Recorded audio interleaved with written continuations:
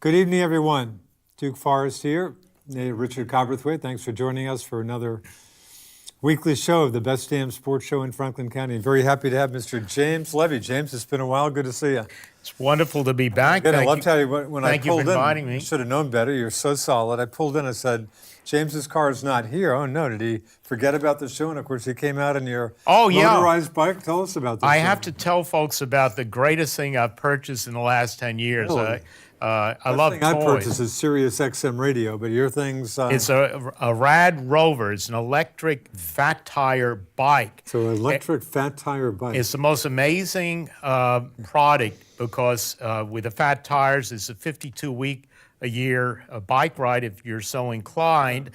It's a electronic bike, meaning that I can use it just as a scooter with a throttle.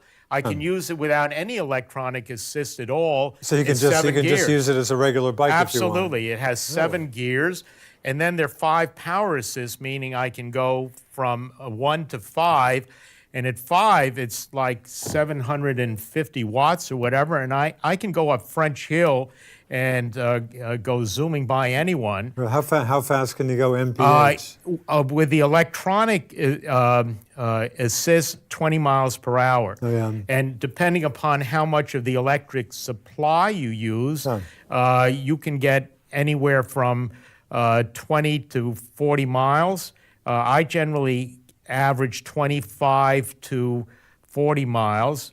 Yeah. And it's just unbelievable. It's beautiful. People have stopped me and asked, where did you get this beautiful bike? Does anybody else have them around here? Have you seen any others? No, but I have to tell folks, you have to go to this site. It's Rad Power Bikes, R-A-D.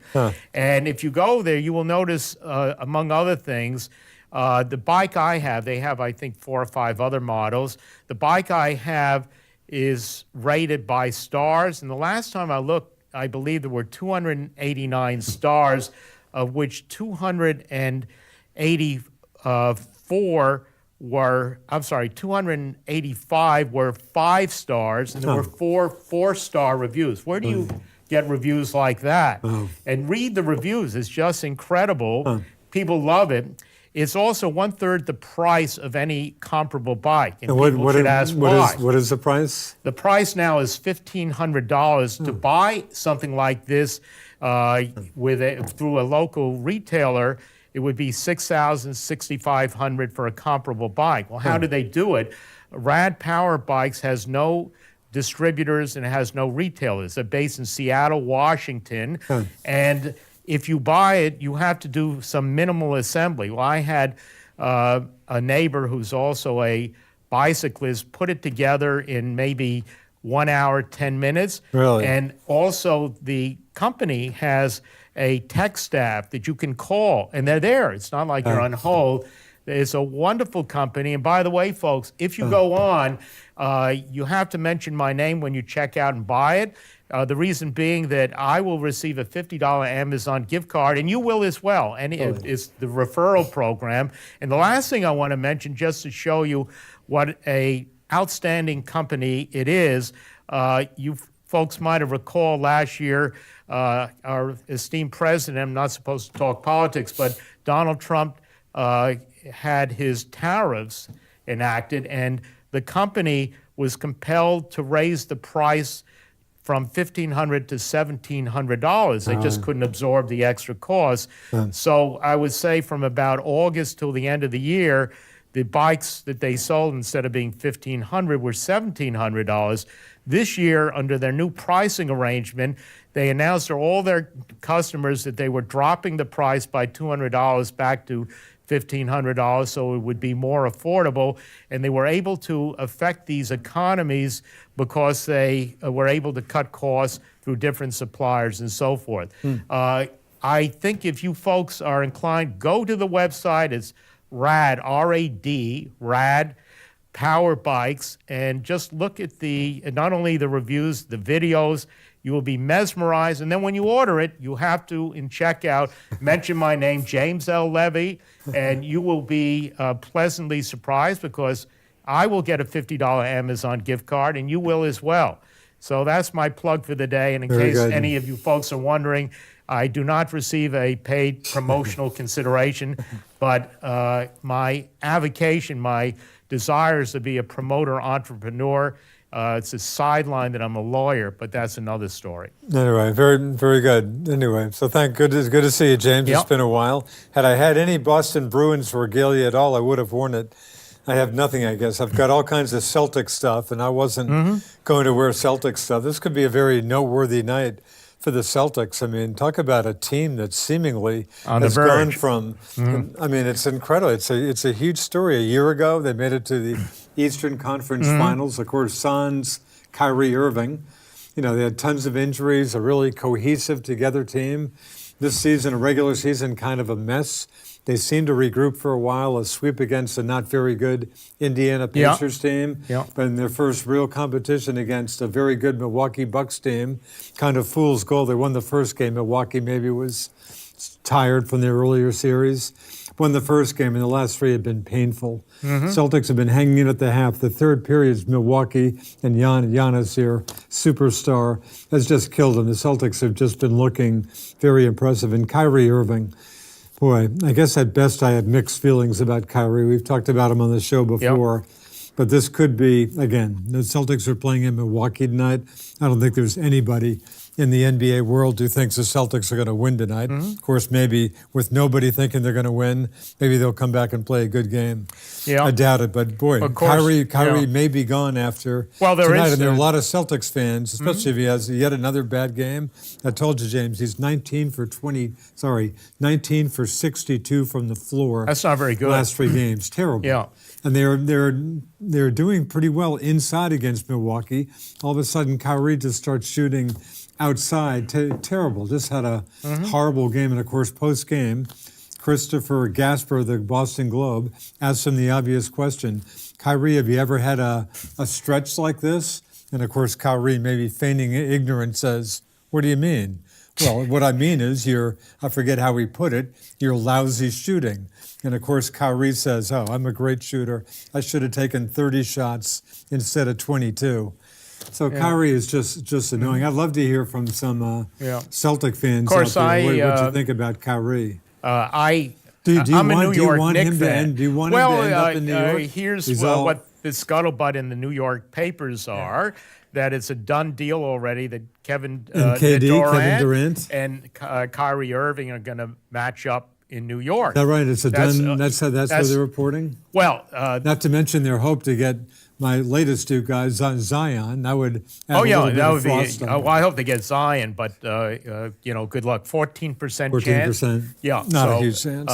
Barrett though might be the second pick, and there's some experts that say that Barrett is a better professional prospect. I've seen people say Zion. that. I mean, I don't know about that, but and then you've got John Morant, the Murray State guy. Some people think he would be the legit second. They might be. He's the number 3. Kyrie, I mean, would you like to see Kyrie? Until the latest bit, of course, I endured Odell Beckham Jr. for a while. It seems like they have the same DNA. Nighthawk and Dave Handy were thrilled. They wanted him gone. Yourself, would you? Well, I will digress a minute on that. My view on Beckham is that it was a huge mistake to re-sign him. Here's the problem. And didn't Gettleman say, hey, we re-signed him, we're keeping him? Yeah, but here's the problem. $19 million of dead money, dead cap money. Yeah. So if you're inclined to get rid of him, you get rid of him, and you could probably do as well, if not better, with the draft picks, et cetera, before you sign him. But once you sign him, apparently $19 million of dead cap money. They can't use that. Oh, really? So that's the problem with signing and then trading.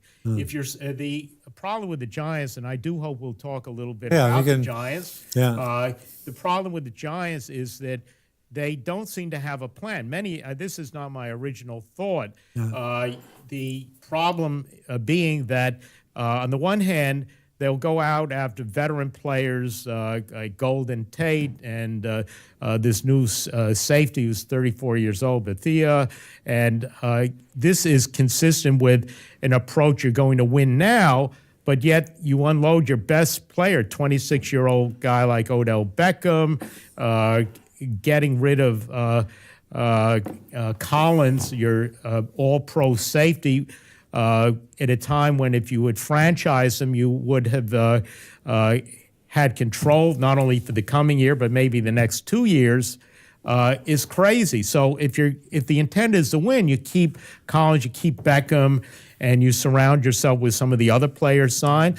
If, on the other hand, you want to rebuild, get rid of guys, but you then don't sign Beckham and then trade him and have $19 million of dead money, which inhibits your ability to go out and buy others. Yeah. But getting back to the original premise here about is Kyrie Irving a likely target for the Knicks, I don't know. I tempted to say I hope so. Yeah, well, it could be. Again, I mean, at his best, he's a great player when he's on it. He's just high maintenance. I'm just kind of tired of him, and he seems to distract from the rest of them. I mean, last year was just such a fun year. Things have just, of course, the bench isn't helping. Gordon Hayward, who they're paying mega bucks to, has had occasional good games. The bench has done nothing. Hayward, 2 points last game? Yeah. Terry Rozier playing in the deep shadow of Kyrie, who I think played more minutes last game than any other game all year for some reason. Bench has done nothing, so I don't mean to blame it all on Kyrie. I'm just kind of tired of him. I don't know. I mean, sometimes a player with Kyrie's abilities is going to play better when there's another superstar. Yeah. Although LeBron and Kyrie was not the greatest thing, but didn't he play well with Cleveland? Maybe Kyrie needs someone like a LeBron or a Kevin Durant to be the foil. I think Kyrie's I think maybe has said as much on occasion, but that could be. I don't know. On the other hand, he might. People evolve and or devolve or deteriorate, and it might be with his DNA. He's now just an egocentric jerk. Well, if he has another bad game tonight and the Celtics lose, as just about everybody in the world, including myself, thinks they will. Where I think a lot of Celtic fandom would like to see him go. And I don't think there are going to be too many people because they'd have to pay mega bucks to keep him. But again, I'd love to hear from Celtics fans, anybody out there, what you think about this issue. Well, the other problem with the 5315 is our number. The other problem with Kyrie going to the Knicks, probably their strongest position is point guard with Dennis Smith and this guy Mudiay, whose name I'm mispronouncing. Right on through, they have maybe 3 or 4 guys who can play point guard. They really need a power forward. Kevin Durant would be the guy. That's their weakest position by far. But who knows? It'll be postseason. Will be and the draft is coming right up also. True. Kevin Durant, I know he gets tired of asking about impending free agency. Has he said anything about New York? James? No, but there was apparently a telling interview on 60 Minutes where they had 5 members of the Warriors and the other 4, like Thompson and Klay Thompson. He may be. He might be going too. Curry and all the other. They seem to bond more, whereas the body language. These aren't my observations, but others said that it was apparent that Kevin Durant wasn't as bonded to the Warriors as the other 4 were. But who knows? We'll see. The Warriors, a big game tonight. The big game, of course, is 2-2. They're tied in the series. 2-2 also, and that's the game that'll follow Celtics-Bucks, probably the much more noteworthy game of the night. Is Rockets at Golden State. There are more than a few people who think the Rockets are well capable of. They could if they win tonight. With Harden, probably win the series. How can you root against? Harden. Houston's a good team. Yeah, they are. We'll see. This is a good I still series. think the Warriors are the team. Of course, it's their last year playing at the Oracle in Oakland. They move over to San Fran, I think, in a new arena next year. But I heard a reference to, as you might guess, San Fran. Talk about a city with the startups, venture capital, whatever, Silicon Valley nearby. This sounds like their fan base. For a lot of years, a bad team, kind of a blue-collar fans. I think not so many blue-collars in the stands these days. Probably May not be quite as at least vocally as an impassioned fan base, but still a very good team, obviously. I just had another thought. If both Durant and Irving go to the Knicks, Durant in not this the past game. 2 games ago was almost a point guard. He was bringing the ball up as a point guard. And one of the commentators was saying that Durant is playing point guard. So Durant comes to the Knicks, and you have Irving, and they'll fight over who's going to be playing point guard. But we'll see. We'll see. But the Knicks, I mean, what an embarrassment. I mean, one of your maybe your top-notch franchise in the NBA. When was the last good Knicks team, James? When was the last? Decades well, ago? no, yeah, it probably was, and Patrick Ewing, and I mean, unbelievable. the problem is and Mr. James Nolan, Dolan. of course, is James Dolan. Dolan's still the owner. Yeah, he's in a how shall we put it? A threat to any prospect of his team's doing well. Jackson, Phil Jackson, grabbing him, that really paid off big time, huh? It was just an embarrassment. What a disaster. So the new coach there, Fitzdale, he apparently has great karma with the team, but the problem is every game he shuffles the lineup, and it's a new experimentation. Well, you do that perhaps in preseason, but not during the season. And it's basically they threw away the season probably 10 games into it, and no prospect of winning, different combination. Yeah. And it hasn't resonated. And then, of course, with Dolan, how can you turn it around? I don't see it happening. But we'll see. He must. I mean, this guy's just taking a beating from New York. He must be so used to it. I mean, he's just taken a beating for years. Well, he should, justifiably. Interestingly, he also owns the New York Rangers. He does own the Rangers, but too, the Rangers have done better because they had Glenn Sather. I mean, Glenn Sather was the general manager for many years, and Gordon, who used to be with the Boston Bruins, Groton, I guess, has taken over. And but I think the problem is, well, the good news, the Rangers, unlike the Giants, have identified that they're in rebuild mode, and they decided they would dump for draft picks various veterans. The bad news is, at least last year in the draft, the way they actually drafted, I think they did very poorly. They certainly didn't maximize and my view, judged by performance, the returns. This year, they have a great chance because in the lottery, they didn't win the number 1 pick, who's going to be this phenomenal player. Jack Hughes is his name. He's a center who some folks think is the next coming of Crosby. Really? But the number 2 pick is a very good player from Finland, who ordinarily would definitely be everyone's number 1 pick. There's some good Finland's. No, this guy is apparently unbelievable. So we'll see. That's right, but Finland's producing some very good pros. In fact, the Bruins about to play tomorrow night, first game against the Carolina Hurricanes, nay Hartford Whalers. And Sebastian Aho, who's a Finn, had a great season.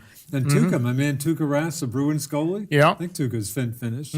Some good Finn players.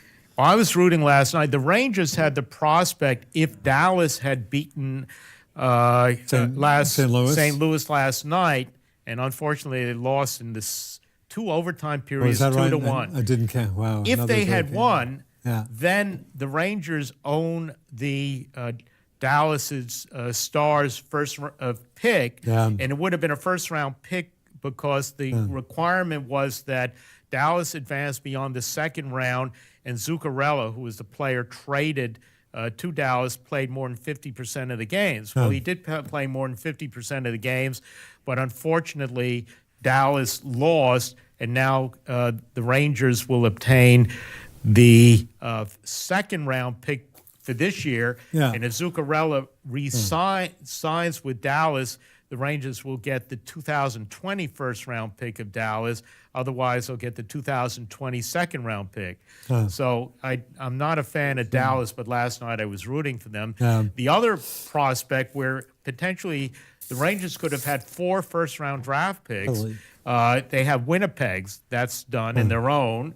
And Tampa Bay was the other one they would have had if Tampa Bay had, I think, won the Stanley Cup. But they, of course, lost, so now they have a second-round Tampa Bay pick. So that's the luck of the Rangers. So they have a bunch of picks, though. They do, but they'll botch it, except I think it's hard to botch the second pick because this guy from Finland is so exceptional that he's probably the one of the best players the last 4 or 5 years, but not as good as Jack Hughes.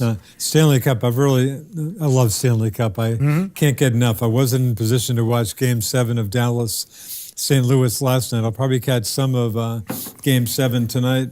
We have San Jose and Colorado Avalanche. And Bruins start their series against Carolina Hurricanes tomorrow night. But I love Stanley Cup. Even teams that don't mean anything to me, I'll watch some. I mean, it's just such intense hockey.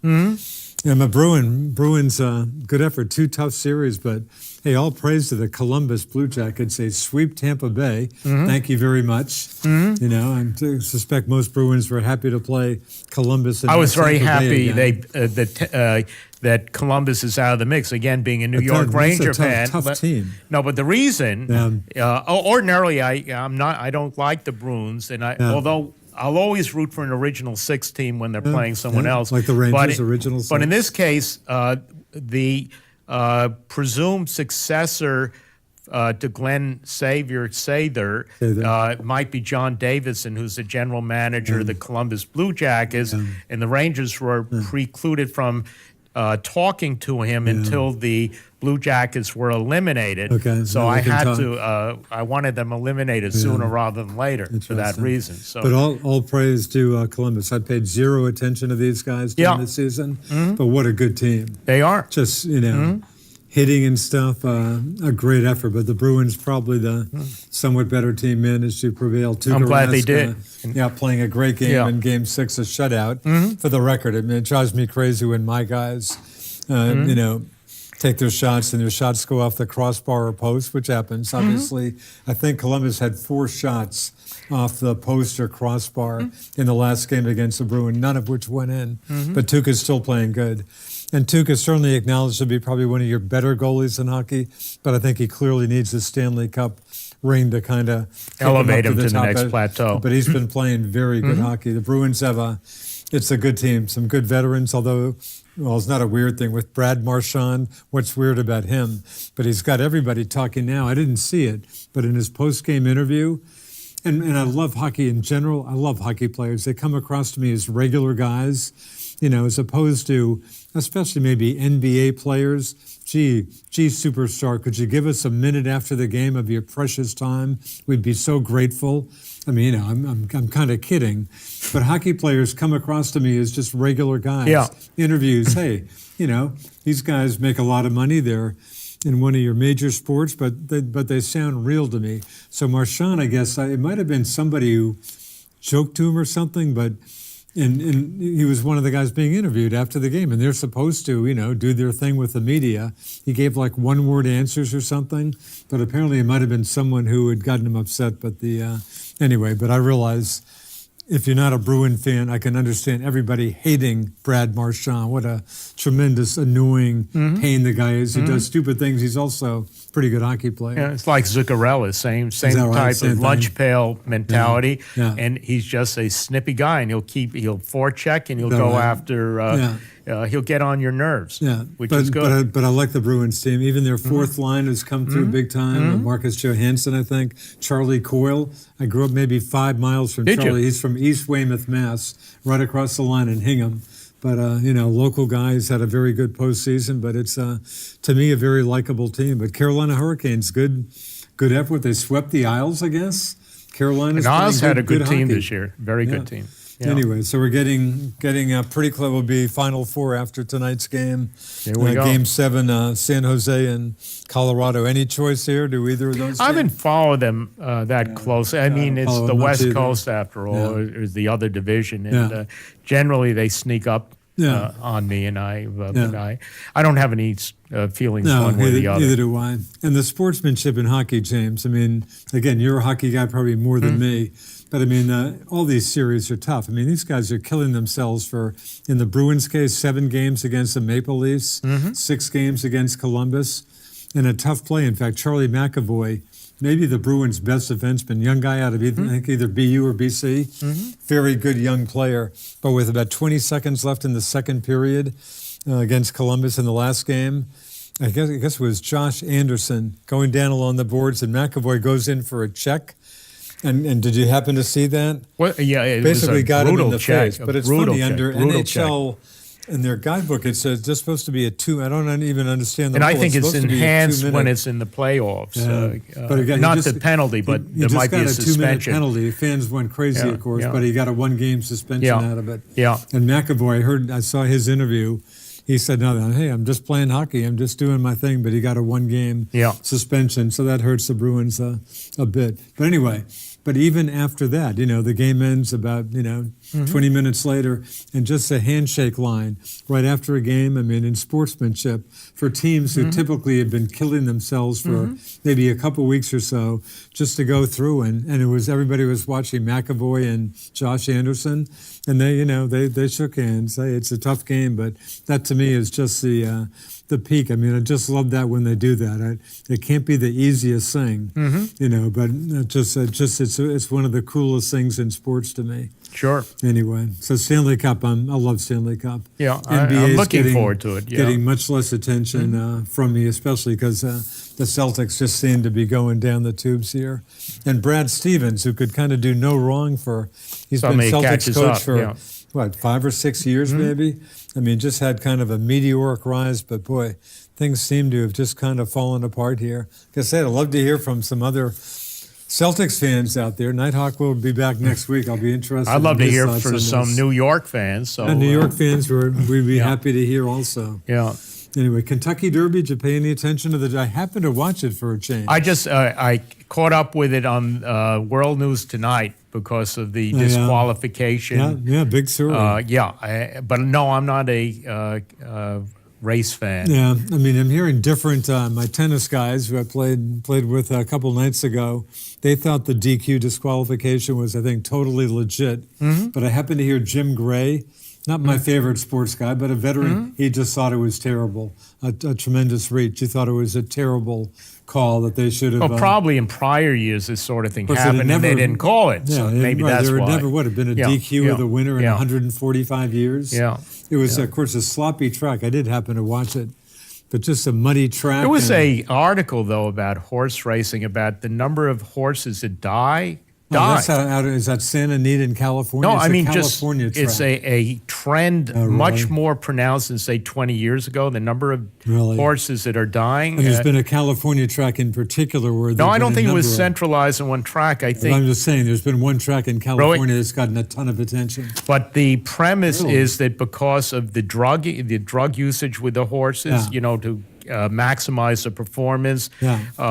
and the training, that they push these horses to the limit and they fail. The horses fail because to get that little bit of an edge. Yeah. But I think primarily the drugs that are injected in the horses have something to do with their. It's a real serious problem. So many of them die and Really? die early and Interesting. unexpectedly. So. So again, no Triple Crown winner this year. No, because Country they- House, which Yeah. ended up winning courtesy of the DQ disqualification. Yeah. I guess isn't going to even do the Preakness, and I guess and the apparent winner of the Derby, I guess that's now under appeal. And Maximum Security, and I think Maximum Security is not running in the Preakness either. So Query, let's say, is hinted things of reversed that. again. Yeah. What happens to all the money that's been dispersed Well, on the good betting? question. Of course, I was reading about all the folks who had bet on Country House, 65 and to Maximum 1 odds, Security, whatever. threw away their ticket right after the races. Yeah. So how do you recoup? What happens? Good question. I wouldn't want to be a bookie right now, particularly if the thing is I wish reversed. my Martha's Vineyard friend Clanman. I should have had him call in because he's my friend, good Yeah. friends. He's a horse racing guy. He'd have some thoughts on this, but anyway. So kind of a weird derby. Yeah. Another lousy day. I think that's the second straight year. It was a really rainy day in Louisville for the Derby. Anyway, golf isn't your big. Of course, we had the No, PGA I coming mean, up. I like to go out and. I did log one day at the Masters this year on my Did you? southern trip. Okay. Yeah, I've nothing never like been to a 2001. professional golf Oh, is that right? tournament.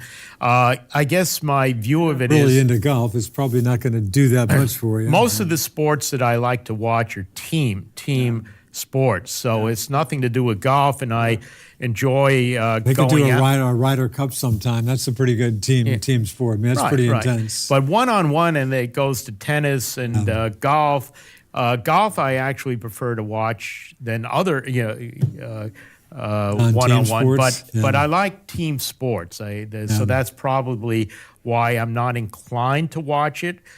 Plus, seeing all these great golfers just intensifies my own angst about my own Of course, abilities. you do play some as I do. I've played so little last year. You still play some golf? Well, I'm out there. I like to walk the course with some golf equipment, and I once played, just to show you how bad I can be, this is about 10 years ago or more, when I played golf with another fellow lawyer who will be nameless for the moment, and I think we were up at Enosburg or something, doesn't matter, and it was a par 5, and so my companion asked me, James, how'd you do? And I said, I think I had an 8 on this. Snowman. And my companion takes his glasses off and says, James, if we're going to play this course, you have to be honest. I know you had at least a 9. So, You haven't played this year, have you? no, but I do hope to get out. I'm going to Basin Harbor of all Oh, wow. places. I know that to course. listen. I know that course well. And there's some Great other course. lawyers. It's actually a conference there, and Oh, yeah? late in the day, there are a bunch of us. We're going to get out, and to me, it's the You're taking camaraderie. your private plane down there, I assume, right? You've got a landing strip there. No, I'd like to take my Rad Rover down there, but that won't happen. I know that But- course well. It's a fun course. Yeah, Nice so course. I'll play, and I'm with hopefully folks, lots of mulligans, but the idea is to get out, have fun, Oh, sure. and don't take it that seriously. So so the answer is I love to play golf, Yeah. but I'm certainly not very competitive, and 1 out of 3 shots is mediocre, and the other 2 are just awful. So if I can strive for mediocrity, that's where I would like Sounds to be. like you have a fine attitude. That's good. No, I just didn't get around to playing much last year. I hope I do a little better this Yeah. year. I have not played yet this year. Did Tiger Woods winning the Masters, did that do anything for you? I Happy was to see it? impressed. Unhappy? No, actually, I'm glad he did. Did you watch any of it? I watched just little snippets of it, Yeah. and I was very, very pleased that he did win because he. Pretty impressed. yeah. Tiger, as anybody who watches the show knows, is hardly my favorite guy. I tend to beat up on Tiger, but I'm impressed he came back seemingly from the dead pretty much. I mean, how many back surgeries and stuff? Quite you a can few, tell what it and- meant to him. I mean, Tiger, and his kids were there and stuff. I No, thought I'm it was impressed. I it never was a thought very he'd get back to that touching level. story, and I'm glad he won. I'm Never very thought glad it. he did. Of course, that's the course he knows so intimately. What was that? His maybe 5th win Mm-hmm. at the Masters, and both times I've showed up, he's won. So Tiger maybe should Hey, he get me should back pay you. another You year. should have a paid consideration for doing that. That's good. But what's unusual is for the first time in decades, we have our second major coming up in a couple of weeks in May. Mm-hmm. They changed the schedule, so the PGA starts a week from Thursday at Bethpage Black on Long Island. Mm-hmm. I guess it's actually a municipal course, great course where there have been Mm-hmm. big tourneys before. In fact, actually, I probably read it. John Feinstein, the Dookie, who's written a ton of very good sports books, just happened to come across his book on Bethpage Black about an earlier Open, I guess, which I'll probably read again. Anyway, so it's a great course. So that starts a week from tomorrow, the second major. Good. Anyway, and then that's followed, of course, by the U.S. Open. I guess they did that. They just wanted to have more of a continuum. Masters in April, PGA the next major in May, U.S. Open June, Open Championship / British Open July, because they were running into the FedEx Championship, and in years when the Olympics, which has added golf, they're just kind of getting bunched up, and with that last major getting close to football season, they wanted to stay away from that, so hence the change in schedule. Anyway, but you're not going to be logging a lot of time watching the PGA, I suspect. No, not this. And the other problem, of course, if it's a beautiful day this time of the year, I want to be outdoors. You know, that's a terrible thing as I've aged. Used to be when I was in school back in New York many years ago. I'd be working hard, doing my 5 hours a night homework or whatever, and I was a true nerd. And now, this is the revenge of the nerd. I see the sun out. I want to be outdoors. So if there's I don't care what it is. I'll tape it. I don't want to be indoors when the sun is out. In fact, no offense to you, James. I love having you on here. Right after the show, I will give you a quick thanks and a quick goodbye and just get down to Kilcare for a late sunset. Good for you. I love it, especially with Kill for late. And I'll give you a quick goodbye and get on my Rad Rover and go back on the rail trail from whence I came. So how much, going back to your Rad Rover, yes. How much are you just biking? I mean, do you go from using the, If I'm tired, what is so nice, I can take longer treks and not worry about getting home. And it's a heavier, is it not? It is heavier. It's it's 66 pounds. But you can still bike. It doesn't matter. Biking, you can still move along okay? And of course, if I go downhill without the electric, zooming, but I can, as I mentioned earlier, I can go zooming up French Hill. But I want a lot of exercise, so I just gear it so I'm having the exercise I want at the pace I want, and away I go. Another example. You always get some. I mean, you're always doing some. Another example. I used to occasionally, at Hardack, they have these cross-country ski trails, which are mountain bike trails other times of the year. I'd take my mountain bike, and I'd have real trouble with it. I really would. I can take my Rad Rover, and it's a piece of cake. Because I can have as much power assist as I need, and if there's a little bit of a steep embankment, I'll just use the throttle to go over it.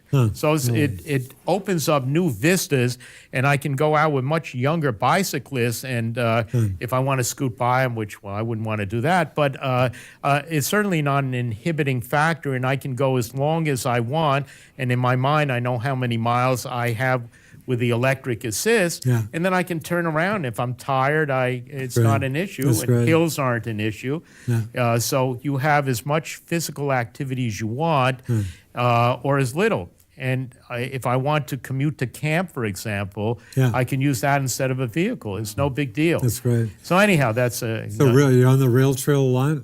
I'm going to be. I haven't up to this point, but I love hope the rail. Talk about I love great, it too. Great resource. When I bike, not as much as I should, but that's all the only place I'll bike pretty much. I want to. This is something I have neglected to do. One of my very best friends, John Haynes, passed, and there was a segment of the rail trail. Norwich, my brother was a Norwich grad also. There is a segment of the rail trail which I call the John Haynes Ride. Really? Essentially, you go the first 3 miles, then you cross 105, and you keep going until you get to, I think it's Hilltop Road, and then you make a right, and then you're on, Sweet Hollow Road until you get to the Pond Road, and then you go back to 105, and then you scoot back onto the rail trail. That to me is the John Haynes Loop. It will always be that way.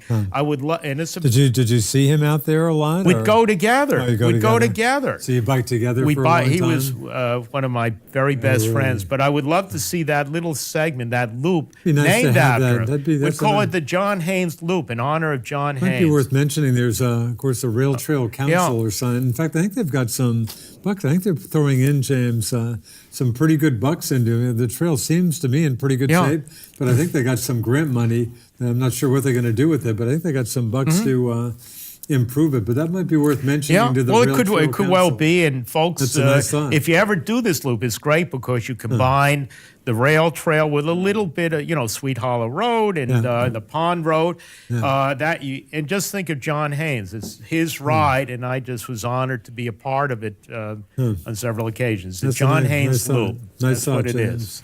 Yeah. So, bike, sounds like you're getting into biking. Doing well with that. Let's go back to we might have touched on the Giants, but again. Let's do it. Having been, like I said, my skin's gotten a little thicker and stuff. I just feel a little bad for Daniel Jones, who sounds like an exemplary guy. Well, let me tell you my spiel on it. We're bitter about that pick. Well, I am one of them. I'll be interested to see what Nighthawk says. Yeah. Well, my spin on it, and let me digress or give the prologue.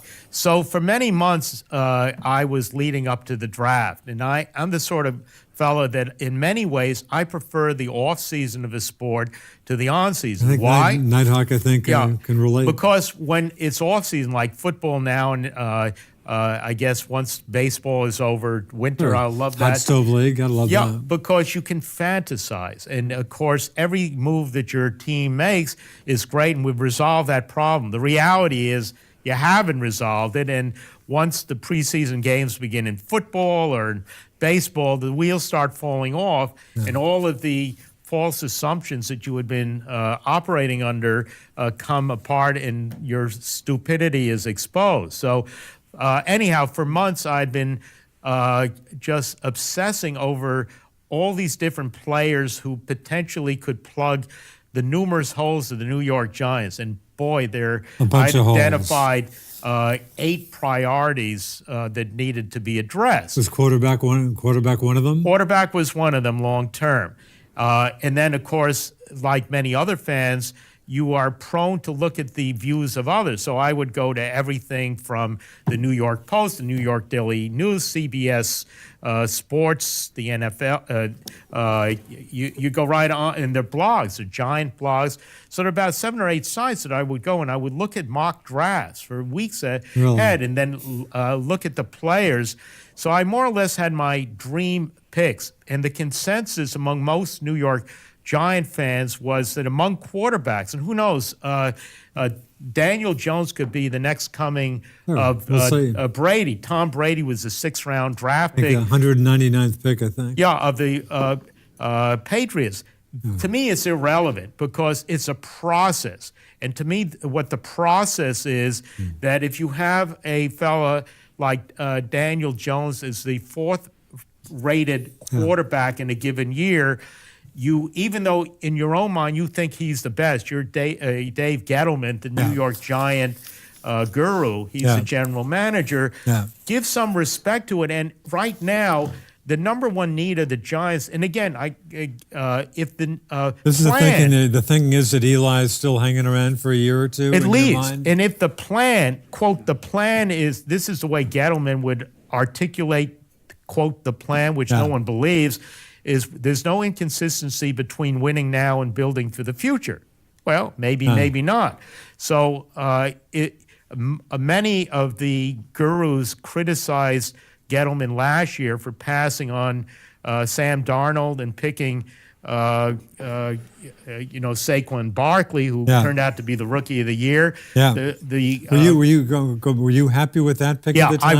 I was. I thought it was the way to go. Okay. But of course, the theory was that the value assigned to quarterback is so much above any other position that you, even if it's not quite as that close, you go for your quarterback, because the Giants were in a position last year to get anyone other than Baker Mayfield.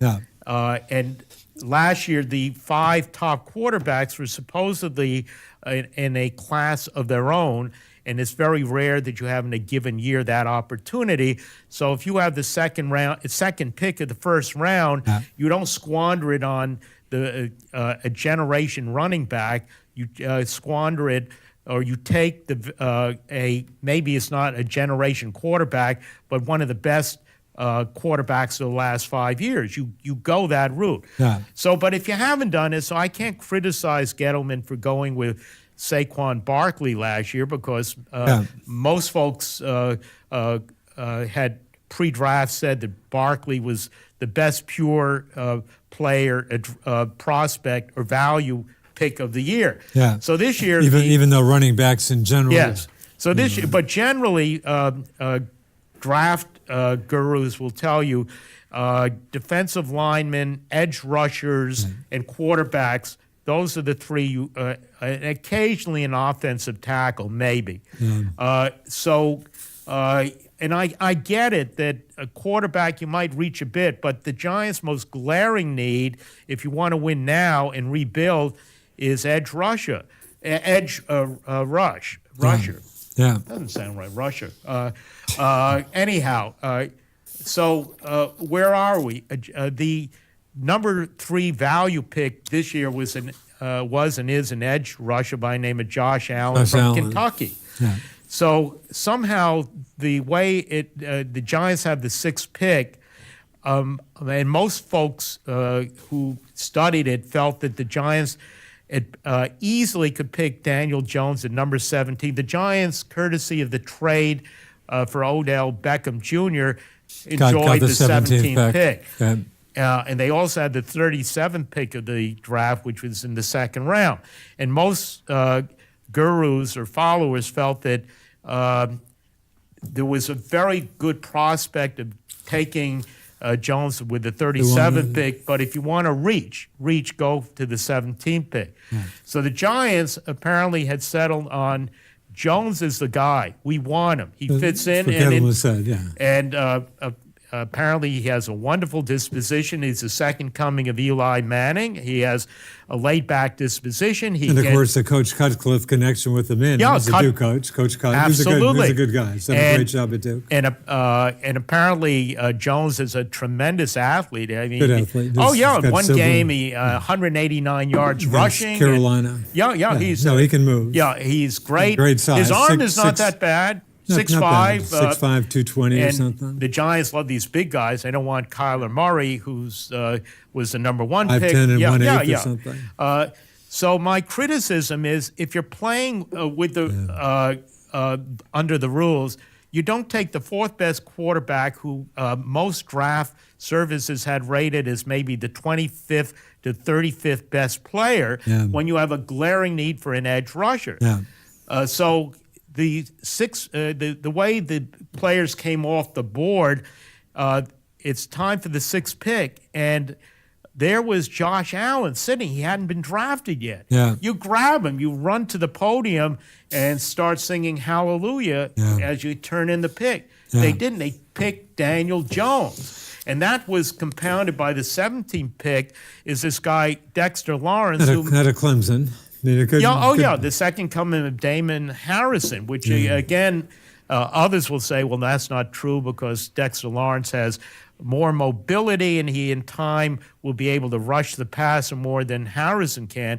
I don't care. There were better players there as well. So it was funny. Clemson, obviously, national champs, a program that's even sort of above Alabama and Nick Saban. But of course, another very surprising pick. I think Oakland, the fourth pick, was another. Clemson oh my guy. God, Cleveland Farrell. Yeah, who most of the same gurus had. That might have been more surprising maybe than 17th Jones. or 18th best. It was. Well, I don't think it was more surprising. It just was crazy. And then Gettleman, and I'd like to go through the draft as well.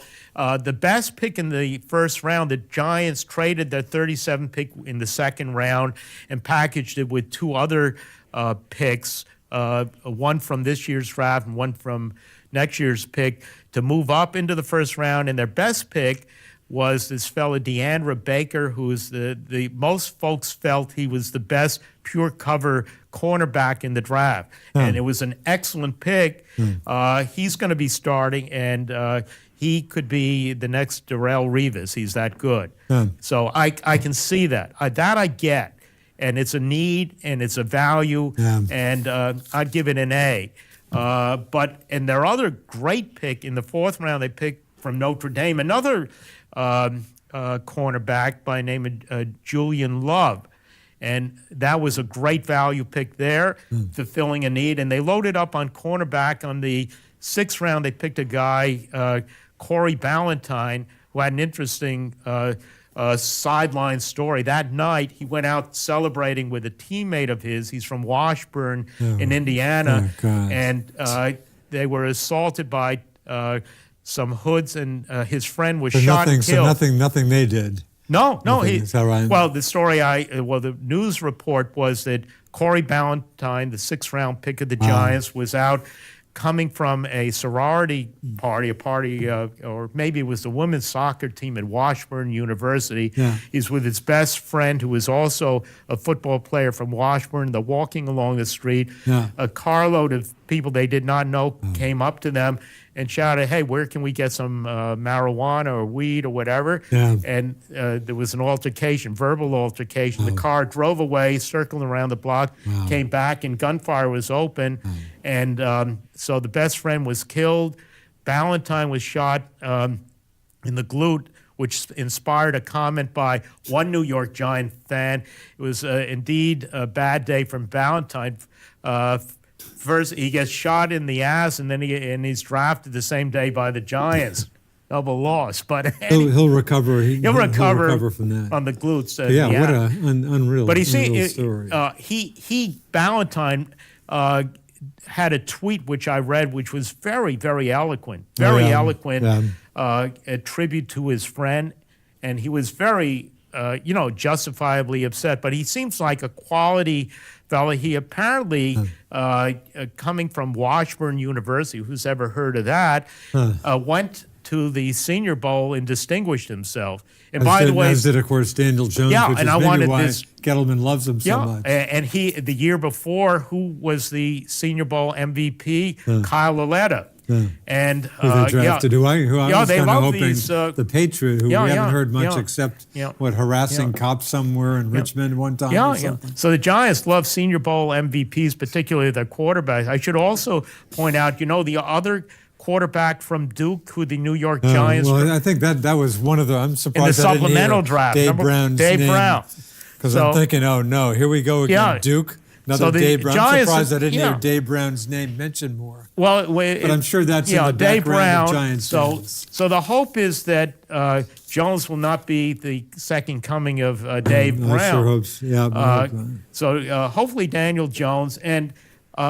Okay, so I think Daniel Jones could be okay, a decent pick. Yeah. But the point at which he was taken is there's a certain protocol. It's sort of like playing bridge, and you take certain chances. Do you play bridge? I would like to get back into it. Never. My parents played bridge. They never But played. occasionally, it's a bluff. Yeah. You're bluffing. And so what's the worst that happens? You take Josh Allen, and sure enough, one of these other teams moves up and takes Jones before this 17th pick. So now you're in the second round. You know what? You swapped your second round pick, and you have Josh Rosen, who was traded by the Cardinals. And, for nothing. For nothing. Right.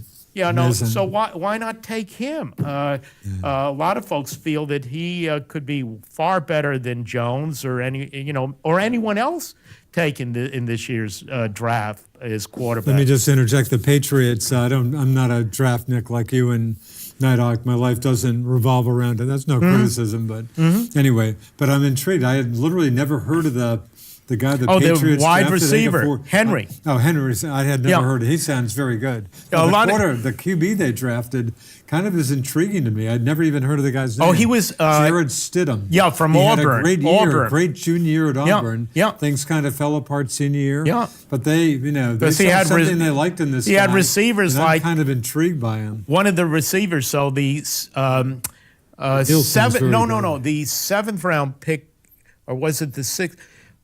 No, I'm sorry. The fifth round pick of the Giants was a receiver from Auburn. Is that right? Yeah, Darius Slayton, who's about 6'2", incredible speed, but he has the dropsies. He drops, right? And in fact, Daniel Jones in this that workout. That was a line. I was hearing a lot. Daniel Jones again. Duke had a decent team. They just made it to a bowl, won the bowl game. But just a little over 5. It was kind of an up and down. It was a weird season. I think they started 2-0, maybe fell to 2-6, and then won like 4 in a row, I think, and just barely got into a bowl game, which they won. How was I getting off on that? You just made me think. I don't know, but I'll tell you what the good, the bad, and the ugly of Dan Jones is based upon what the consensus is. Oh, I'm sorry. I was going to say, the line was that his receivers didn't have the best hand. A lot of drop balls. Yeah. Sorry. They were basically bouncers during the offseason. But anyways, the good, the bad, and the ugly on Daniel Jones. Funny you mentioned. Guess what movie I watched almost in its entirety with my kid today, who loved the movie, which I think says a lot about my kid. The Good, the Bad, and the Ugly. Oh, with Clint Eastwood. The classic Clint Eastwood, 1966. Yeah. It is a great good one. movie. Eli Wallach, Lee Van Cleef. Yeah. My kid, and I'm impressed my kid likes it. It's kind of drawn out and stuff. It's a great flight. Yeah. Anyway, let's talk about Daniel Jones. So the good about Daniel Jones is that he is a real workaholic. He will study the playbook inside out. He has an exceptional attitude. He's not like Kyrie Irving or anything. He's very meek. He's humble. Yeah. He accepts his role. He's a team player. He wants to win at all costs. I think he's very smart. Intense. I think he's a pretty smart kid. He's a smart, brilliant guy. In fact, he was a walk-on at Duke. I don't know if you know that. I'm not even sure. Is that right? He was a He walk-on. turned down Princeton to go to. Really? He was God. Interesting. Bill Bradley, of course, having done just the opposite. Yeah. I think he told Duke he was coming to Duke, and then of course. Well, here's the payback. So Daniel Jones had already been accepted at Princeton. He turned down Princeton in order to go as a walk-on at Duke, and he did exceptionally well.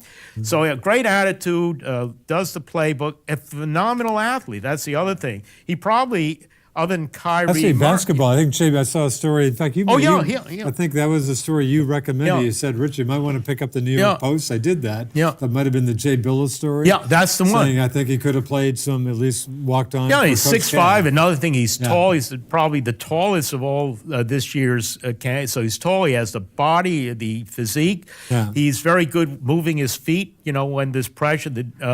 I guess the rap or the downside of this guy, Haskins, who was drafted 15th by the Redskins. Not the most mobile guy.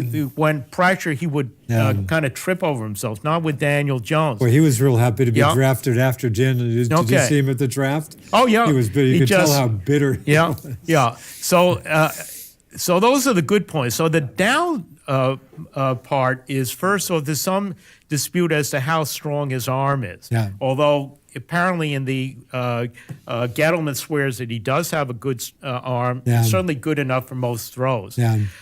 More concern is whether he has a great arm and a mediocre arm or whatever. Yeah. His accuracy is not really that great, particularly under pressure. But the main rap is that when things fall apart, he focuses on one receiver and he doesn't look all over the field. So that he has to get over that because he looks and he just keeps focusing. And and so there are a lot of interceptions due to the fact that he doesn't have the capability of intuitively looking for the second and third choice. And that's the big rap. Some of these things hopefully are correctable deficiencies. Hopefully. We'll find out. Another knock, which was fear. I watched the Duke hadn't played Clemson in a while. And again, Clemson, talk about Dabo Swinney's up to what, 10 mil a year? $92 million contract. In Death Valley. I mean, these guys are flying. Of course, they have which we've talked about on the air, like a $75 million football facility with all kinds of stuff in it. But anyway, but Duke played Clemson for the first time in a while this year. I think at Duke. Playing at Death Valley is pretty tough. But this is a horrible game. Again, Clemson's a great team.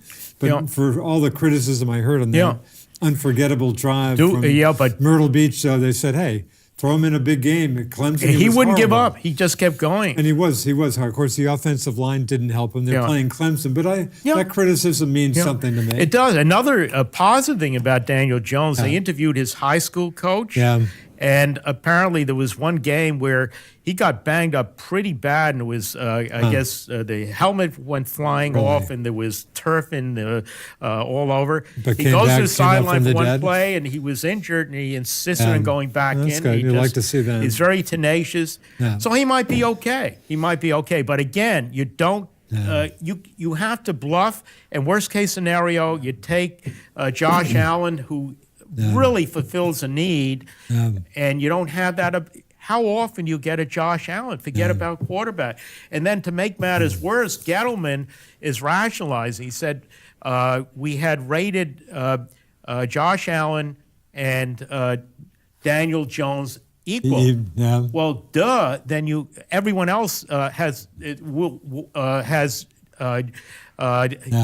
Josh Allen far ahead. You go for him, and then you come back in. It sounds like Gettleman had better things to do than get into it with as many critics. The next day, the next news conference, Gettleman gets into it deeper. Well, maybe he'll sit for 3 years behind Eli. Right? Yeah. He said that. So Gettleman said that. And Gettleman says that. Well, wait a minute. If you're sitting behind, how can you do that? Because one of the advantages of selecting a quarterback on the first round as opposed to another round is you have control for 5 years. Oh, is that right? Yeah, 5 you're years? on a rookie contract for 5 years. If you draft him in the second round, it's 4 years. Oh, okay. I'm not sure I knew that. You get an extra year. Yeah, so the beauty, and that's why part why Josh Rosen's value fell, Right. because you no longer have team control. You lost a year out of the deal. Right. So if you're drafting a guy with the hope and expectation that Eli Manning's going to be your quarterback for the next 3 years, that means you have 2 years control. And Sounds like it was just a loose comment. I'm it assuming was a he's stupid not, comment. Stupid. And it also means that if that happens, you, David Gettleman, are not going to be the general manager to giving. Can you imagine giving an extension to Eli Manning next year at this time? What's Eli? Is Eli on what's his contract situation? Do you This know? is his last year. Last year. So, but if you give him an extension, I don't think it's going to be Gettleman giving him the extension. He's out. Because what that to me means is that you're maybe instead of winning 5 games as the Giants did this year, maybe won 6 games or maybe 7.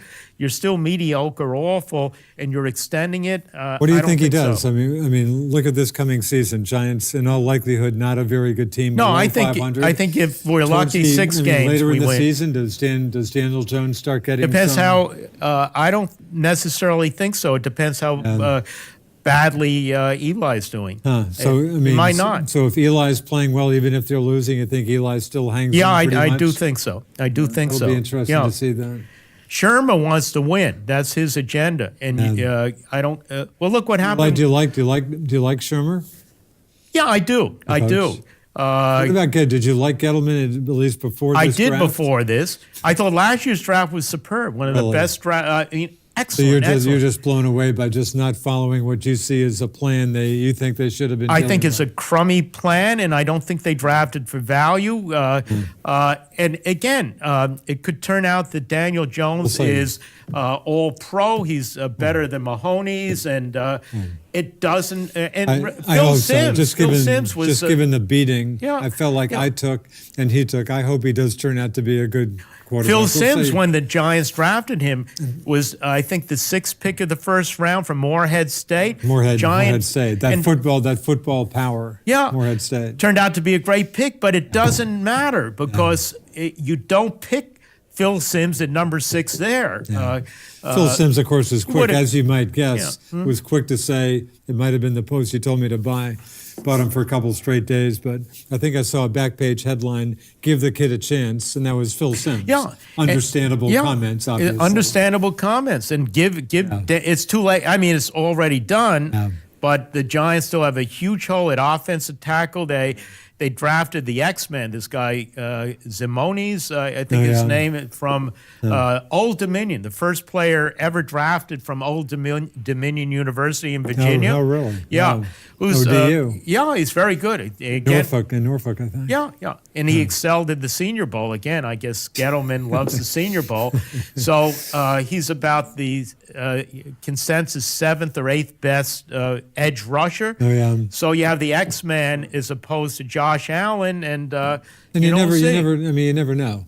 Probably most teams, the Patriots have had picked up an undrafted, player for I think a bunch of years, and their center, Mike Andrews, very very good center. But I mean, they're good. They're good players out there. The Patriots always seem to come up with someone undrafted. The Patriots, Patriots do a pretty good. They job. do a great job drafting because they keep moving back, but they get a lot of good players. Right. And I don't mean to say they've had plenty of bad draft picks, but even more than that, I heard some praise for them today. They always get this praise, and Nighthawk's quick to mention it.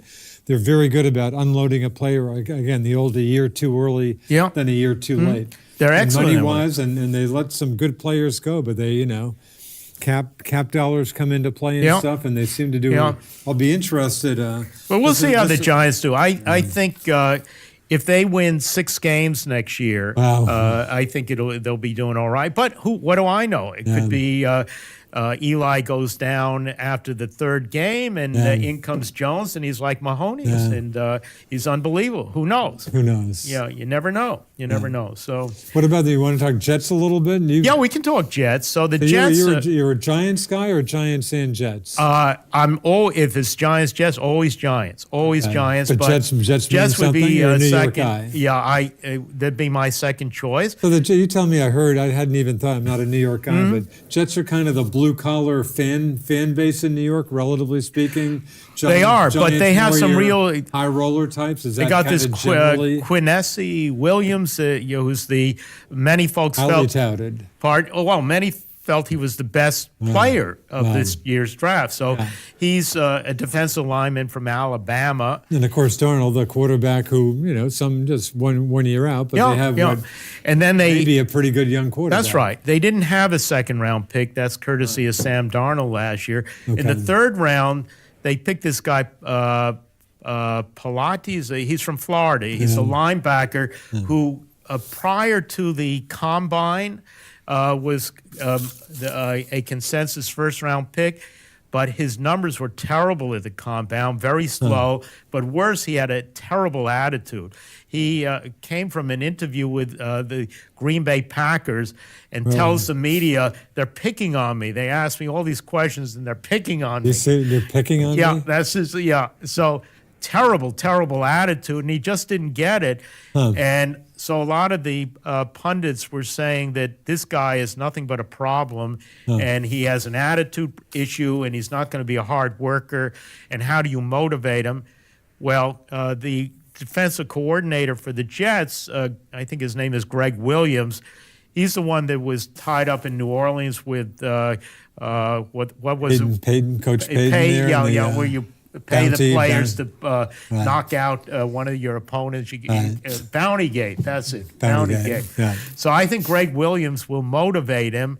So that's all right. I mean, I guess. But they only had 6 picks. The Giants had 12 picks, traded 2 of them. They ended up with 10 picks. Yeah, but I'd say it was an okay yield, but nothing that really stands out. They also went with 2 players who had injury record. One guy, I think, from Rutgers, I forget his name. Patriots have picked one of the McCourty brothers. They've had a bunch of Rutgers. Well, this people. Rutgers guy has had 2 ACL surgeries. So, I mean, as a defensive back, 2 ACLs, okay, maybe. Of course, the Patriots' first-round draft pick last year, first-round Isaiah Wynn, guard out of Georgia. Went down with an ACL. That's another guy. I haven't even thought about that. Patriots' first-round draft pick a year ago, presumably a fairly decent player. Should be another new body this year. You know who most folks think had the best draft, not this year, but the year before, Indianapolis. Oh, is that, they had Quentin Nelson, the all-pro guard, but the second-round pick, Darius Leonard, who's the defensive player of the year, I think, or something. Really? So they had a few wide receivers. Up-and-coming team. Yeah. So Indianapolis Colts. Mr. Luck, pretty good quarterback, finally seems to be healthy again. So we'll see how it plays out. I think the Jets, at least for the first 2 rounds, I can see taking a gamble on this Florida linebacker. Some people think the Jets are an upcoming team. They could be. And speaking of that division, Buffalo's getting some decent words. I don't pay a lot of attention to Buffalo, but it seems like there's some, the Patriots, as I'm quick to acknowledge, I mean, they got a real great, good, consistent team, but it doesn't hurt to play in the But the player that East. Buffalo got, who folks felt that if the Giants didn't draft Josh Allen, they would have taken Ed Oliver. Highly touted. Yeah, and that's the player that Buffalo was praying that some team would be stupid enough to draft a quarterback other than, Kyler Murray was the number 1 pick for Arizona. Now, let there be another team. Of course, the Giants pick at number 6, Daniel Jones, and now the table was set where maybe a guy like Ed Oliver would fall to them, and he did. Interesting. So the whole thing, and so we'll see. Interesting. But that's why the fantasy league. This is my time of the year. So it sounds the wheels like you really will get fall into off. this. They'll fall off. And if we have a program next year, we'll talk about all the faux pas I made, and my now Daniel Jones is the rookie of the year, and all that. And who cares? I'd love it. It was and funny. Josh Allen turns out to be not quite that good. You probably noted this, James, right after, I guess it was a day after the draft or a day after the first rounds, there, Eli, who had been on WFAN with Mike Francesa. I love Francesa, goes on a retirement tour, for like a year and stuff, leaves, and then comes back after a few months. Amazing. Anyway. Oh, Francesa made an incredible faux pas. On this Corey Ballantyne, the one who was shot. Did he have Ballantyne being killed? He said, this is a real blemish on the Giants, picking guys to hang out with people who are, really? As if they he lumped him as though somehow Ballantyne was responsible for being a victim. Really? And you're saying this is totally innocent thing? Taken a lot, totally innocent. Wow. And there's been a lot of pushback on that. Francesa, I trust he's not the best apology guy I've ever heard. Did he apologize about this? He rephrased, he never used the word apology. Really? I hate these people who just they can't don't have just it. say I screwed up. They don't have it in them to say. Yep, I think what he said is something to the effect that I probably should have phrased it differently or something like that. If I offended anybody out there. Yeah. But it wasn't that. Corey Ballantyne seems to be a real character guy, and we'll see. We'll see. Interesting. I'm sure Francesa must have had a field day with the Daniel Jones thing. I didn't. I think I purposely didn't. Yeah. But again, Jones obviously does have some bad. I think Mel Kiper Jr. I think Mel had decent. Mel was words. okay. Mel was okay with that. Mel said, you can't dump on a general manager if he's the guy, your quarterback. You go with him. The former general manager, Gil Brandt, was that another? I think Gil Brandt had Jones highly rated. In fact, I think Gil Brandt said he was the best quarterback in this draft. Really? For what it's worth, but he's got some supporters. Who's the former general manager, I think, of the Vikings. Diamond is his last name, and he went after the media. Said Gettleman did the right thing. If he thought that Jones is the franchise quarterback, you go for him. The heck with everything else. And his remark, Diamond's remark, was the only person that Gettleman has to account for is John Mara. The rest of it is just noise and hyperbole. Gettleman has to account to Mara. The rest is ridiculous. So Gettleman should really shut up and not make the other stupid. The thing about the 3 year, he may be sitting behind Eli. Shut up. And the last thing I'll say about Gettleman he's digging his heels deeper into it. He said, I know for a fact that there were two other teams ready to jump into the draft ahead of our 17th pick. You're saying that's... the media tried to figure that out. Washington got the Ohio State quarterback at 15. Haskins, and then Denver was the other logical team at 10 to go. Denver has the 10th pick, and they waited till the second round to draft lock. Of course, John Elway, the general manager of Denver, said, no way, we weren't going after Jones. And, of course, Schneider, the owner, Snyder, the owner of Snyder loved the Ohio State quarterback. Sounds like sounds like the coaching staff was. They were ecstatic. They say Daniel Jones wasn't even on our draft board. So if those are the two teams, who else could it be that was ready to come up? Maybe Miami at number 13? I don't think so. Probably worth mentioning quickly, my good friend Roy Talon, former Enosburg resident, has been in Underhill forever, one-time IBM guy, one of my best friends in the world, a year ahead of me at Duke. But if you think I'm a Duke fan, my friend Roy and our friend Mike Protzel, another Dookie who... Jane, you might even know this as I think about it. Mike was one of my best friends freshman year at Duke. He took over his father's law book publishing firm in Newark, Gann Law Books, anyway. Okay. You know any New Jersey people, they probably know Gann.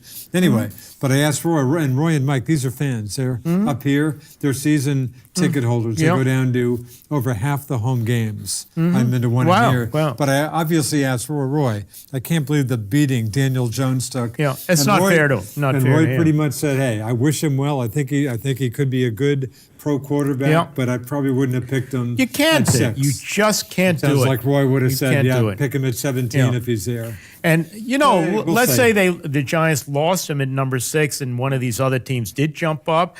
It's not the end of the world. As I say, you can go for Rosen, but if Rosen isn't your guy, most of the pundits are saying next year's draft class with Hebert and the guy from Alabama, TU, whatever, and Jake Fromm from Georgia is going to be so much better than any of the ones here. I mean, there's always a chance to do something, and you just don't reach. But I guess in Gettleman's case, hey, Daniel Jones is my guy. I want him, and we're going to grab him. We'll see. We'll see. Well, we'll see. Well, good hit of football. Yeah. So the Yankees, impressive effort with just an unbelievable let's talk number about of the injuries. Yankees. Yeah, the Yankees, I think, hold Still the playing world's about record 600 ball or something. The record as of last night, 21-14 or something. 21-14. So 21-14. Yeah.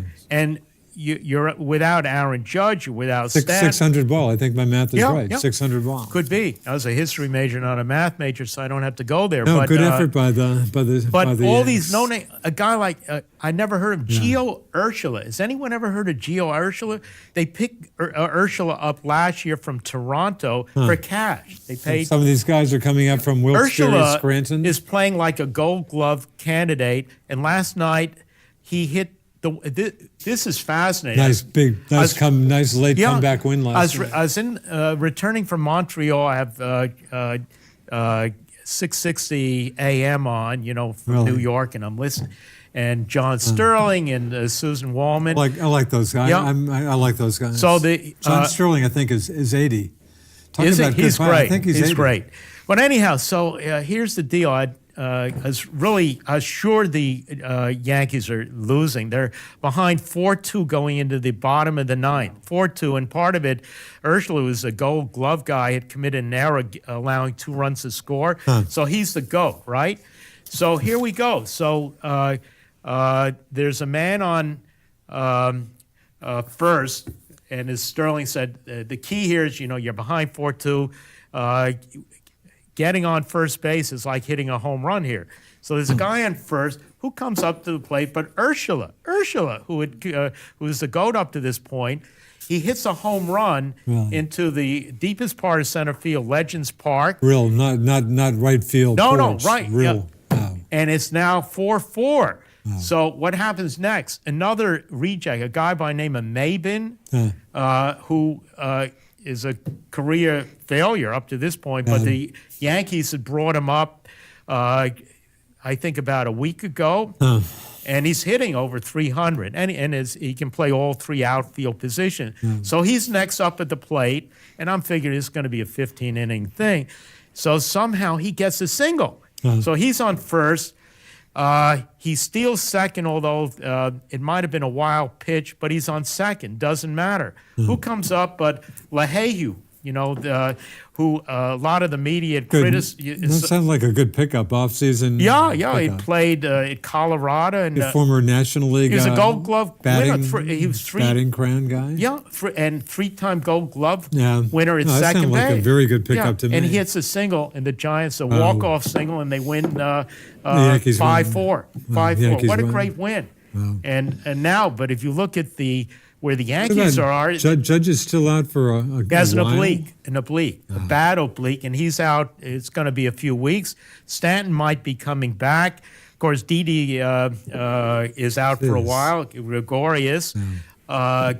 You can go on and on. They're 2 best pitchers. Like about a dozen plus injuries. Luis Severino is out until after the All-Star break. Wow. Okay? Wow. And now Paxton, who they had traded from Seattle. Yeah, he's out for a bit with a leg injury. Really? 2 best pitchers. And so this guy, Domingo Germain. Never heard of Domingo Germain. He's, I think, is tied in the American League for the most wins now. Really? With an ERA under 3. Where do you get guys like this? I mean, they have depth throughout the system. That's the answer, and that's why they have a lunch pail mentality. They're fighting, and like that. No, that's impressive. It's a great story, and we'll see. My Red Sox, in contrast, just a horrible start. They've worked their way back, sank. They're like maybe 2 games or so under 500. They're running into some injuries. David Price out for a while, and Evaldi had some more surgery. The guy who was the game I'll never forget, the great extra inning effort in the World Series. And they gave him a pretty decent contract, 4 years, $68 million. Oh, my. I heard one of the Boston guys today saying, boy, they could use him in the bullpen. $68 million for 4 years. I think he's going to be Yeah. starting once he comes back. But they're running into some Well, injuries. Kimbrel, well, I mean, Kimbrel, of course, never got so nobody. and he's sitting I on the haven't- I sidelines. haven't missed- nobody's picked him up, right? No, and Dallas Cuccio, the other one, an all-star. Good. And so nobody. No, Unreal. well, Cuccio is Keep holding out for the and Scott Boras is his agent, and he'll sit out all year if he has to. I didn't want to get into presidential politics. Not talk would kill me, but I'll do it. I'll I do love it. it, yeah. No, I'll just do it indirectly because it's the Red Yeah. Sox story. Tomorrow, of course, is when the Red Sox were invited Sure, to meet and- with the president. And, of and course, Corey, Steve Buckley, yeah. the former, longtime Boston Herald columnist. I guess his column was the White Sox are going to meet the president. It's total black Yeah. people of color thing. Cora Cora won't go. Well, I mean, I but think Puerto Rico. understandably He's very angry bitter about the Puerto Rico. Rico, and he won't go. God Hurricane, bless him. Maria. Yeah. I don't blame him about that, but it's with Boston's just kind of shaky racial past and stuff. It's a little frustrating to see.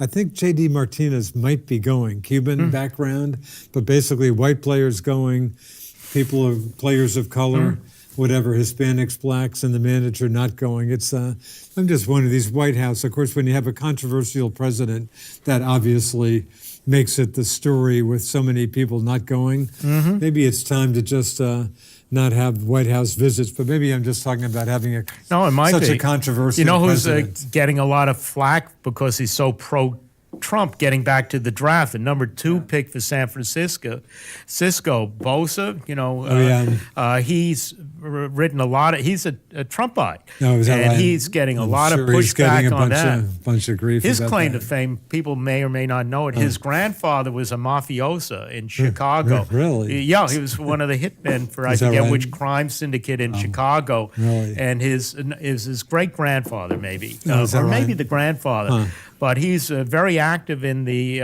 old Al Capone gang. really? He was one of the Kappas. You just made me think of a non-sports Bosa, thing, but I happen to yeah. watch it. You ever want? I don't know if you have channel 234. It's Reels for folks who are on Comcast. I get a million channels, but I'm it's on like Dish Network, so I okay, don't but get it. I guess they don't get Reels. No. But they do a lot of good stuff. Hour shows. I saw actually a good one on just one of our female actresses the other day. But this is on the making of Saturday Night Fever, a movie that I love I've it. seen parts Travolta, of that I movie love that movie. I more than love it. any other movie. John Travolta's I've seen parts of it 100 times. coming out But party. Yeah. And interviews with Travolta. I mean, probably was made it's about a great. year ago. But when you mentioned mafioso, and it was a low budget. They had all kinds of issues. Yeah. Low budget, of course. Travolta coming off Welcome Back, Kotter. Yeah. So we're talking New York, Yeah. Brooklyn. There are Yeah, tons sure. of fans all Yeah. over. They're having trouble filming because they have so many fans all around the sets and stuff. But one day, maybe it was a director. They did a great. It was a really fun show, seeing the making of Saturday Night Fever. But one day they're set to shoot, and a big car comes up, and a guy with a big. Guess what? It's the mafia guy saying, "Hey, what are you guys doing in this? You haven't given us a call. And said basically, you start giving us money, or you're going to have all kinds of problems." And I forget how or if they were. I guess maybe they gave him. And whoever was interviewed on the show said, "That's the first and only time I ever dealt with those guys." But it was a fun show. And then there were some pretty racy scenes. Sex scene in the back seat of the car. Yeah, I remember. So when they finally finished the movie, and the censors got to look at it and totally freak out, saying, "No, forget it." So I guess they cut out some language and stuff. And then another issue is I'm talking about it was the music's great. I mean, I have the CD. The music's great. I even saw the Broadway Bee Gees. production Oh, of is that right? Saturday Night Fever, and I have the really? soundtracks for both. But I guess after they had finished, seemingly I don't know. I'm sure a music guy, but some of the music stuff it wasn't in sync with the filming, or I don't know. They had all kinds of issues. I think they had some Boz Scaggs music in there, and Boz said, "No, you're not using my." Anyway, but in fact, it's funny, James. All I remember is going to Burlington to see another movie. Don't remember what it was at the where Higher Ground is now on Williston Road. Merrill's the Chinese restaurant. There was another. I remember that. I don't remember what I was trying to see. I'm sorry, sold out. What else is here? Well, Saturday Night Fever, and I had heard something about it. I saw The Fever, and I loved it. It's one of the. Oh, I love it. Yeah. It's a great movie. And the scene when the guy's jumping off the bridge, they had to close the Verrazano traffic back up. They're going crazy. They closed it for, I guess, a few hours. Really? But the scene they did, nothing you could do today.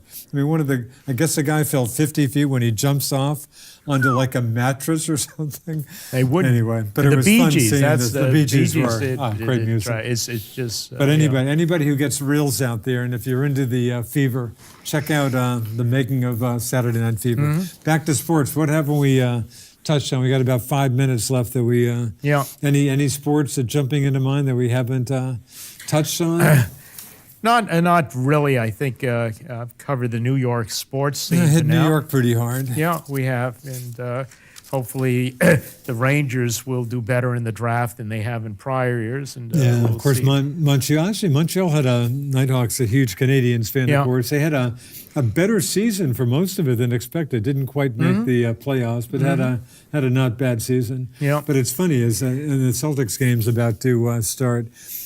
And I'm a pretty big Celtics guy, pretty big Bruins guy, and maybe just how it's gone. Although the Bruins did sweep their first-round series, I'm totally into the Bruins, and the Celtics have just got me down. The Kyrie thing has just really thrown me off here. Well, you've interjected some food for thought because I had hoped that the Knicks would sign Kyrie, I'm hoping maybe, and you as a Celtic fan are hoping they would, and I don't know. It's some good. But it points. may be Kyrie. I think you touched on it. Kyrie may just his mentality and stuff. He's an interesting.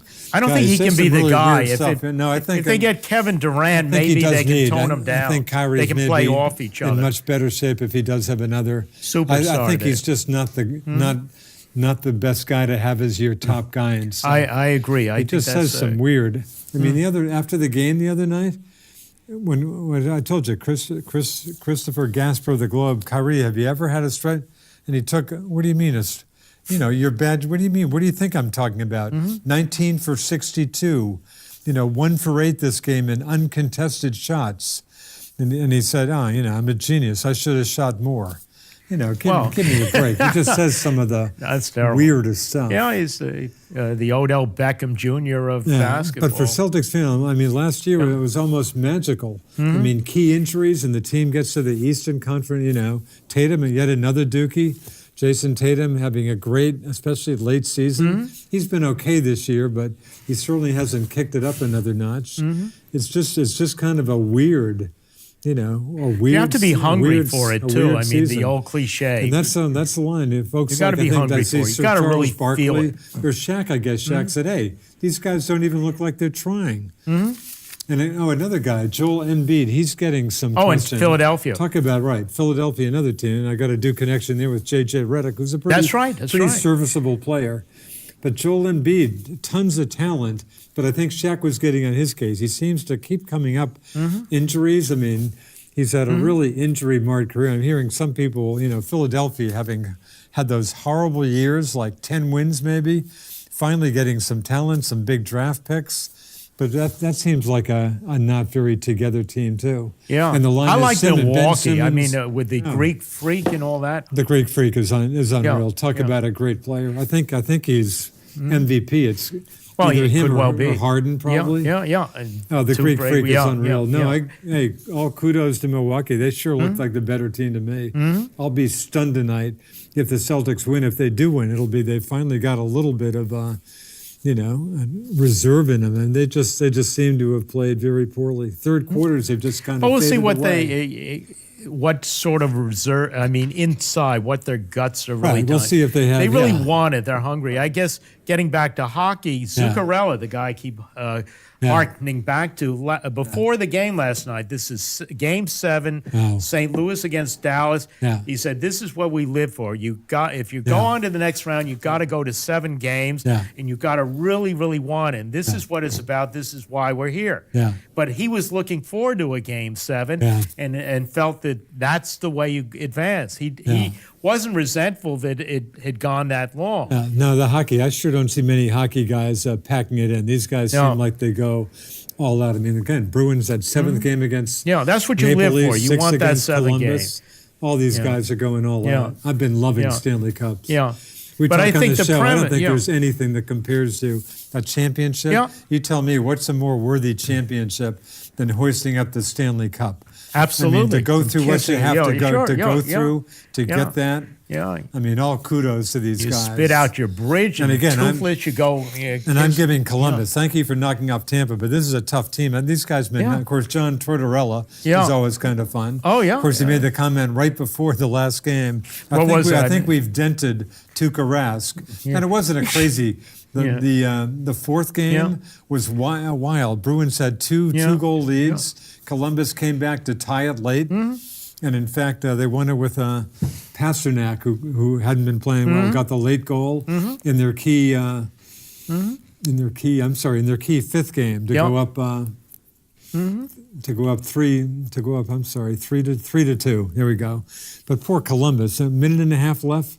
Gee, Bruins, you've blown two goal leads. You finally get the lead back, a minute and a half to go. Just so you know how hard it is to win the game. Columbus had one shot off the post, minute and a half left, and took an amazing save that almost went in. Yeah. Anyway, James, on that note, we got to go. Thanks a lot. Been a pleasure. Thanks for your. Take Good care. to see you.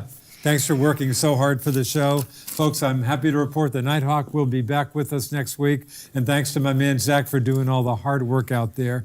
And I have no sports wisdom like the Hawk. All I can say is go Bruins and Celtics. I hope you show me something tonight. See ya. See you next week. Abiento.